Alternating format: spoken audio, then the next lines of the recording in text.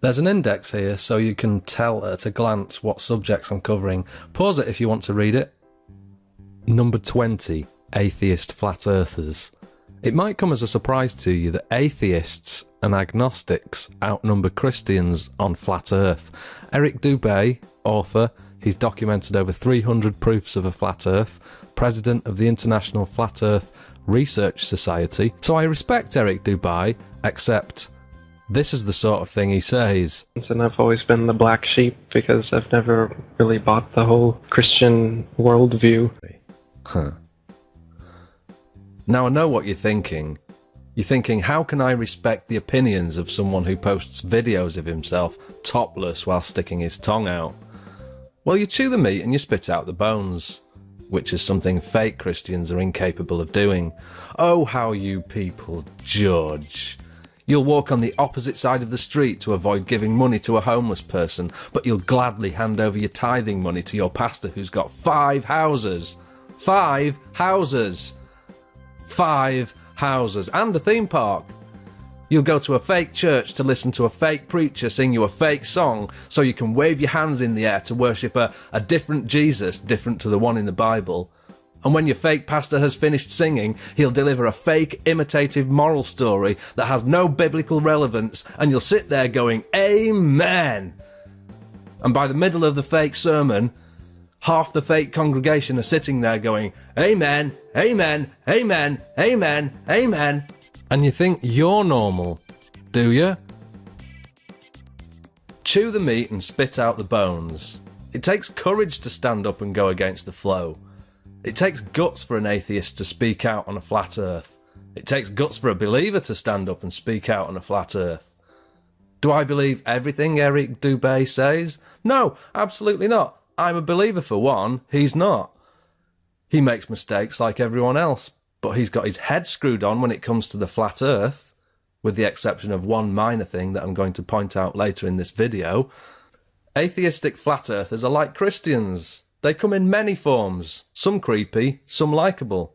Chew the meat and spit out the bones. Matt Boylan from the NASA channel on YouTube, possibly a whistleblower, the first to do a perception test on the ball Earth.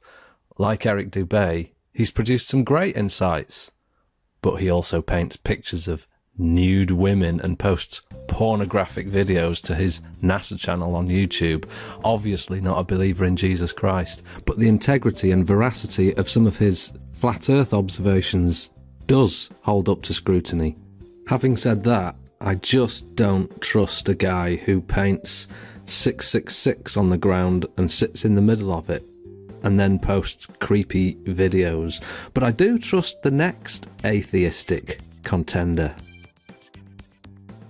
Mark Sargent, perhaps the most vocal flat earther. He's got a radio show dedicated to flat earth news, Strange World. I listen, a likeable character. He claims to be spiritual but not religious, whatever that means. He was raised a believer but freely admits that he drifted away from it. Then there's Jeranism, a YouTuber whose channel is dedicated to flat earth research. Another likeable character, frequently does radio. I watch, but he perceives the Bible was written by men. Maybe it's the case that he's just not seen the mathematical verification code that runs behind the text, which verifies the authenticity. I've posted videos on it. Perhaps he's not a full-on atheist, but certainly agnostic. I don't have a problem with atheists because I used to be one, and I'm more certain the Bible is the truth. More certain of that, based on the evidence, than I am of my own name. The point is that most of the people pushing a flat earth are either atheistic or at best agnostic. And what a delicious irony that is, given the public perception that all flat earthers are Bible thumpers from the 1700s. Number 19, flat denied.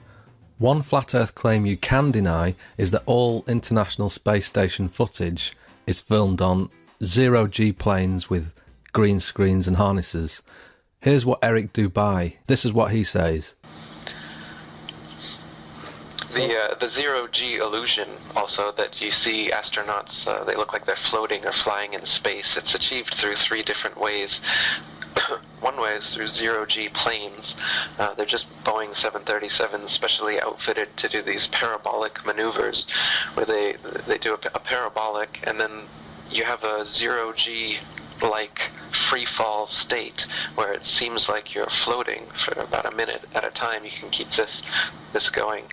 The second way, when they're like at the fake International Space Station fixing things outside of it, this is done in a pool, in a dark pool. They're actually underwater, and you can see bubbles rising out of the pool, proving that they're in a pool in many of their spacewalks. So the outside space shots are done in the pool. The inside,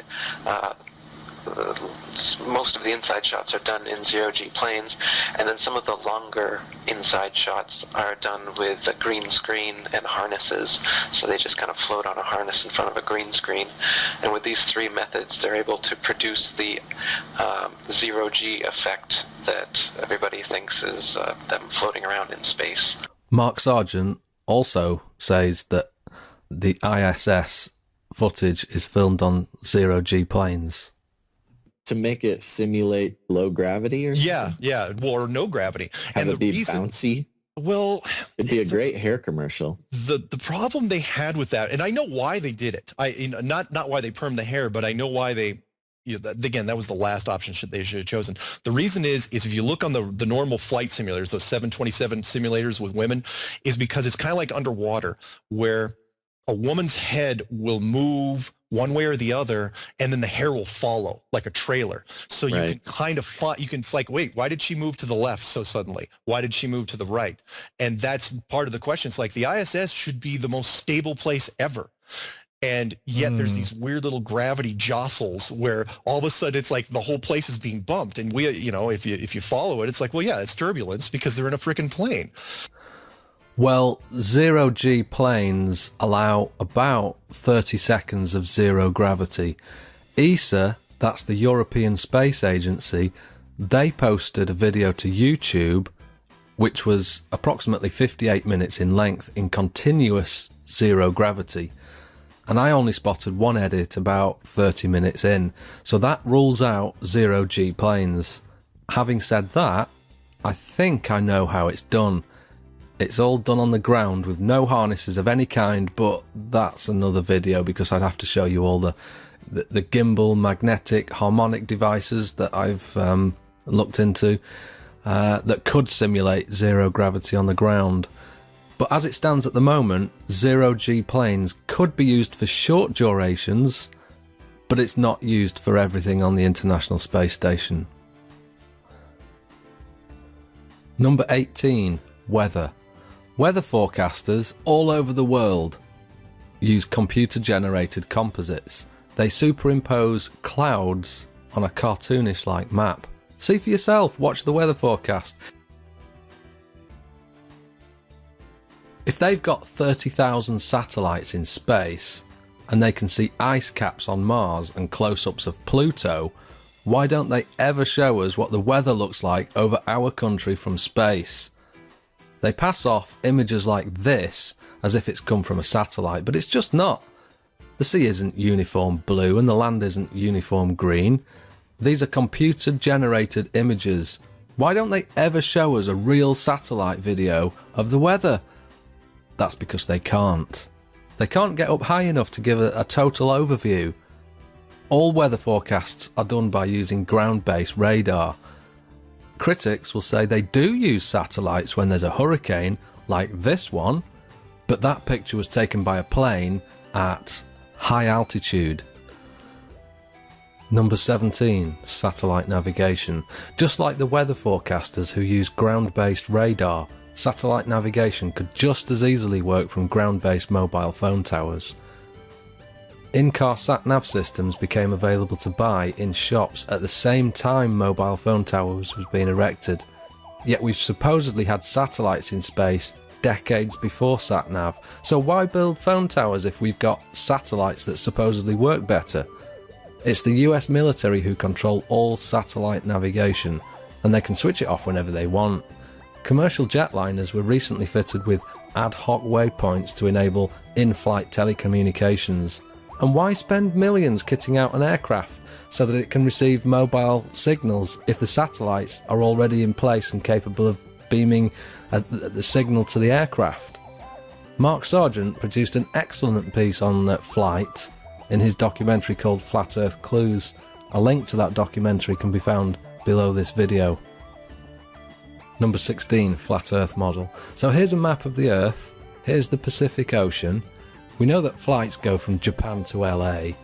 The plane would go off here and in here. So that proves the Earth is round, right?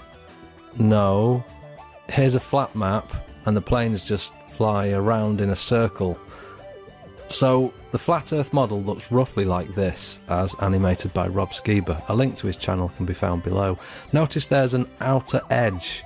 This outer edge is made of ice, and that's what holds the oceans in. The sun is a lot closer to the Earth than we've been told, and it goes around the circle of the Earth, lighting up roughly a third of the landmass at any one time, giving us day and night. So, round earthers use a flat map to show the Earth is round. Flat earthers use a round map to show the Earth is flat. And what another delicious irony that is. I'm seriously thinking about making a video and calling it 25 Delicious Ironies, you know. Thank you for making it to the end of part 2. In part 3, I'll be looking at the Coriolis effect, Bible verses that confirm the flat Earth, fisheye lenses, Eratosthenes, and inverted logic. If you're watching in the future, then you can click on the left for the next or previous part, or if you click on the right, that's the full version of this video. The full version of this series will be uploaded last. I'll examine all your criticism in the comments and on this video and make changes if necessary to the final cut. If you can't click the screen here, then I'll put links below this video, or you can see my channel.